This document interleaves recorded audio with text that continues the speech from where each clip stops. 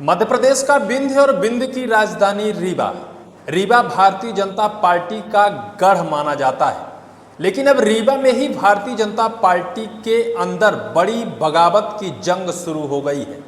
बगावत इस कदर की भारतीय जनता पार्टी के अध्यक्ष को ही हटाने को लेकर वहां के पार्षद मुखर हो गए हैं, कलेक्टर के पास मुखर होकर और अपने अध्यक्ष को हटाने की मुहिम छेड़ दी है और चैलेंज भी कर दिया है कि अगर इस अध्यक्ष को हटाया नहीं गया, भारतीय जनता पार्टी समर्थित अध्यक्ष को अगर नहीं हटाया जाता है तो हम सभी पार्षद इस्तीफा पत्र लिख कर रखे हैं और दे देंगे। दरअसल यह पूरी कहानी शुरू होती है 20 सितंबर 2025 से। 20 सितंबर 2025 को मध्य प्रदेश के यशस्वी मुख्यमंत्री डॉक्टर मोहन यादव का आगमन रीवा जिले के त्योथर विधानसभा क्षेत्र में हुआ था। मुख्यमंत्री मोहन यादव को अंदेशा नहीं था कि विंध्य में भी बीजेपी के अंदर ऐसी गुटबाजी चरम पर है कि हमारे जाने के बाद भी वहां नेता एकजुट नहीं हो पाएंगे। ऐसी चीरफाड़ बीजेपी की है रीवा में कि हम जाकर दो हिस्सों में बट जाएंगे। आखिर किसकी तरफ हमें बोलना होगा, किसकी तरफ हमें खड़ा होना होगा। लेकिन अगर जानकारी होती मध्य प्रदेश के मुख्यमंत्री मोहन यादव की तो वास्तव में ऐसा वो नहीं करते, पहले सुलह करा देते नेताओं के अंदर, इसके बाद मध्य प्रदेश की रीवा जिले में पहुंचते। पता तब होता है जब मध्य प्रदेश के रीवा में एयरपोर्ट पर वो उतरते हैं। उतरते ही इक्का दुक्का नेता उनके पास पहुंचने लगते हैं। अलग से मध्य प्रदेश के डिप्टी सीएम राजेंद्र शुक्ल उनकी अगुवाई करने पहुंचते हैं। इसके बाद त्योथर विधानसभा क्षेत्र के विधायक सिद्धार्थ तिवारी अलग से पहुंचते हैं। लेकिन यह बगावत की जंग और यह पूरी बगावत का विवाद तब खुलता है जब सीएम मोहन यादव त्योथर पहुंच जाते हैं, क्योंकि सीएम मोहन यादव रास्ते पर ही उनसे सलामी दुआ करते हैं, उनसे मेल मुलाकात करते हैं, भेंट करते हैं और उनसे माफी मांग लेते हैं कि आदरणीय मुख्यमंत्री महोदय, आप नाराज ना होइएगा, हम त्योथर नहीं पहुंच पाएंगे। सीएम मोहन यादव तिरछी नजर कर देखते भी हैं, लेकिन कुछ कर नहीं पाते हैं, क्योंकि वो उनका व्यक्तिगत विषय था। व्यक्तिगत तौर पर वो कहते हैं कि हम त्योथर नहीं पहुंच पाएंगे। वास्तविकता भी जब वो त्योथर पहुंचते हैं तो देखते हैं कि वास्तव में अगर डिप्टी सीएम त्योथर नहीं पहुंचे तो वजह क्या थी।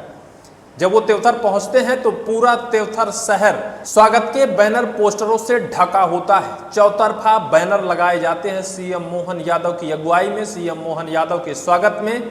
लेकिन उन बैनर पोस्टरों में मध्य प्रदेश के डिप्टी सीएम से किनारा काटकर त्योथर विधानसभा क्षेत्र के विधायक सिद्धार्थ तिवारी ने अलग थलग तरीके से बीजेपी के बड़े बड़े नेताओं का पोस्टर में नाम और फोटो लगाकर अपना फोटो स्वागत कांक्षियों में लिख दिया।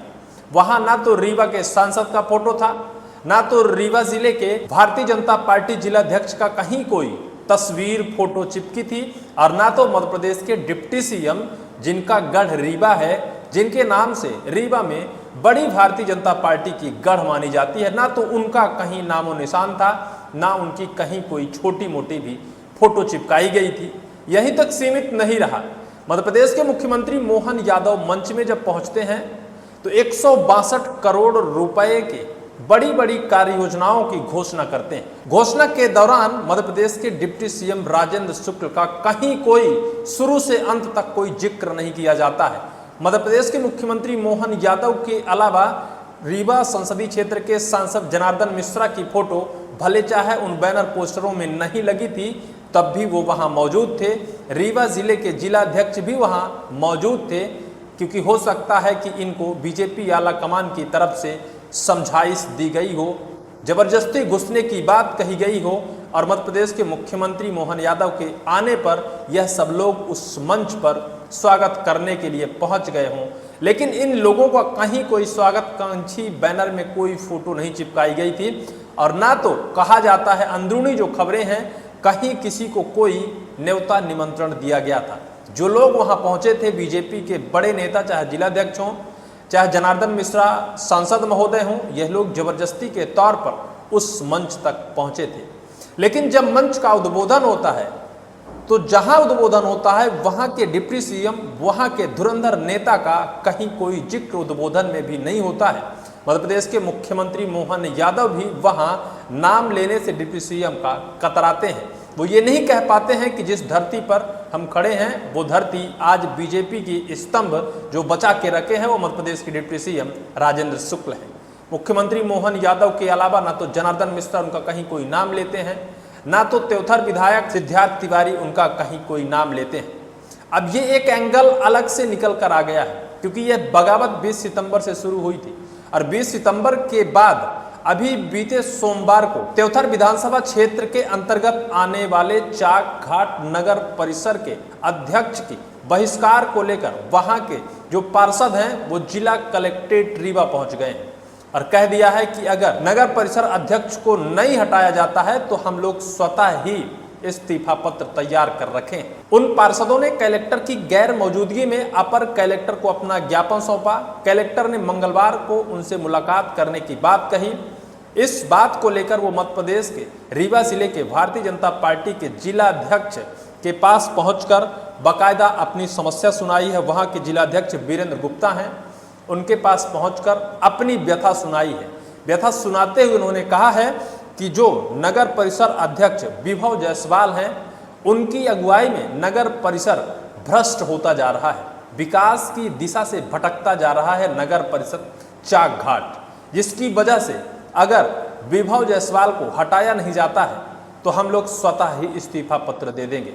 अंदरूनी खबर निकल कर ये भी आती है कि जो जिलाध्यक्ष हैं वहाँ के, जिनका नाम वीरेंद्र गुप्ता है, उन्होंने सभी पार्षदों को समझाइश दी है, 2 दिन का वक्त मांगा है, 2 दिन के अंदर यह सुलह करने की बात कही। लेकिन किस तरह से मध्य प्रदेश के मुख्यमंत्री मोहन यादव रीवा आते हैं, रीवा में बड़े नेताओं के बीच तकरार होती है, बड़े नेताओं के बीच बगावती जंग सुलगने लगती है और फिर ये जंग सुलग कर इस अंजाम तक पहुंचती है कि वहां फूट फुटौल का दौर शुरू हो जाता है। आपस में नेता अपने ही नेता का, अपने ही अध्यक्ष का बहिष्कार करने लगते हैं, अपने ही अध्यक्ष को हटाने को लेकर अड़ जाते हैं। कलेक्टर के पास जाकर बाकायदा लिखित पत्र देते हैं, ज्ञापन सौंपते हैं कि भैया इस अध्यक्ष को हटाओ, जबकि उन्हीं का समर्थित वो अध्यक्ष है। देखना ये होगा कि क्या वो हटा पाते हैं, क्योंकि अब ये आग जो है यह सुलग गई है। बीजेपी के अंदर जो ये आग है अब बहुत जोरों से सुलगने लगी है। जो बिंद में, जिसे बीजेपी का गढ़ माना जाता है, बिंद में कहा जाता है कि 30 विधानसभा सीटों में से 25 पर बीजेपी काबिज है, 4 लोकसभा सीटों में से 4 पर भारतीय जनता पार्टी काबिज है। इसका मतलब तो यही माना जाता है कि बिंद में बीजेपी जबरदस्त अपना कब्जा जमाए हुए है। लेकिन अंदर की जो कला है, आपसी गुटबाजी है, जो आपस में नेताओं के विवाद हैं, उनके अंजाम अब बुरे हो रहे हैं, उनके परिणाम बुरे तरीके से आ रहे हैं, जैसा यह एक परिणाम हाल ही में निकल कर आया है।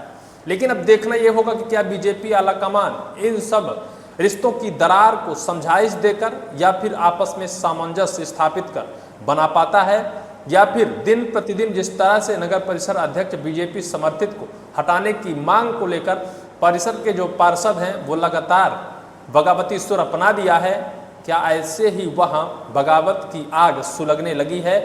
परिणाम ये होगा कि आने वाले वक्त पर क्या बीजेपी की जो गढ़ मानी जाती है बिंद है, वहां कुछ और देखने को मिलेगा। अब ये तो वक्त ही बताएगा। फिलहाल इस पूरी वीडियो को लेकर आपकी क्या राय है, कमेंट सेक्शन पर कमेंट जरूर करिएगा।